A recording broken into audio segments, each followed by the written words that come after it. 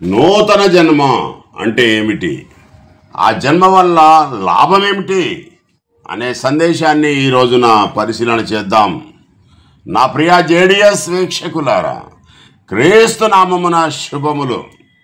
యోహాను 3:3 ఒకడు కొత్తగా జన్మించాలి, అప్పుడే దేవుని యొక్క రాజ్యం చూస్తాడు అని వ్రాసింది.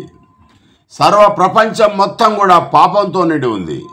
దేవుడు పరిశుద్ధుడు గనుక మనం కూడా పరిశుద్ధులుగా ఉండాలి అని లోకంలో ఉన్న వారిని దేవుడు ఆకర్షిస్తున్నాడు తనతో ఉండడానికి.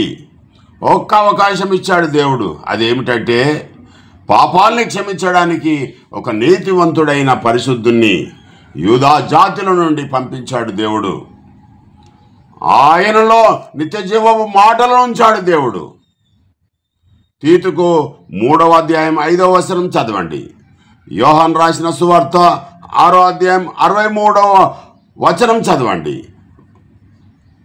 ఎవరికైతే నూతన జన్మ కావాలంటే, ఎవరికైతే దేవుని సన్నిధి కావాలంటే, ఎవరికైతే నిత్య జీవం కావాలంటే, దేవుడు పంపించిన క్రీస్తు చెప్పిన మాటల ప్రకారం తన యొక్క పాపాలు ఒప్పుకొని నీళ్లలో బాప్తిసం తీసుకొని రక్షణను కొనసాగిస్తూ పరిశుద్ధంగా పవిత్రంగా ఉంటూ దేవుని యొక్క నిత్య జీవాన్ని పొందడానికి రెండవసారి క్రీస్తును పంపిస్తాడు అని ఎవడైతే నిరీక్షణ కలిగి ఉంటే, జీవిస్తే, ఈ లోకంలో నీ దేహం వదిలినా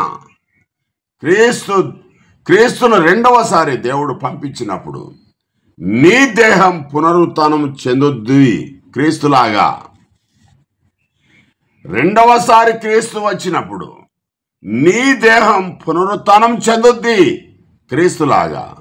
అదే నూతనమైన జన్మ, అదే దేవుని యొక్క రాజ్యం, అదే పరదేశు, అదే క్రీస్తు రాజ్యం, అదే పరలోక రాజ్యం, అదే నెమ్మది పొందే స్థలం, అదే నీతిమంతులకు పునరుత్థానం, దేవుడిచ్చిన వరం, అదే బహుమతి, అదే కిరీటం.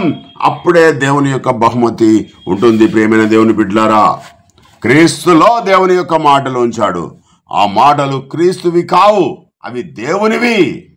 నీకు నిత్య జీవం ఇవ్వడానికి మోషే ఏ విధంగానైతే అరణ్యములో ఆ సర్పాన్ని ఎత్తినప్పుడు ఎవరైతే ఆ సర్పాన్ని చూసి రక్షణ పొందారో, ఎవరైతే జీవం పొందారో, అలాగే ఈ రోజులలో కూడా నీ కొరకు దేవుడు క్రీస్తును ఆ యొక్క కలవరి శిలువపై నీ పాపముల నిమిత్తము మరణానికి అప్పచెప్పాడు. క్రీస్తు మాటలను విశ్వసించు, వాటి ప్రకారంగా జీవించు, రెండవ రాకడ కొరకు నిరీక్షణ కలిగి జీవించు. అప్పుడు నీకు జీవ కిరీటం ఇస్తాడు. అదే నూతనమైన జన్మ. ఈ వాక్యం దేవుడు దీవించుగాక.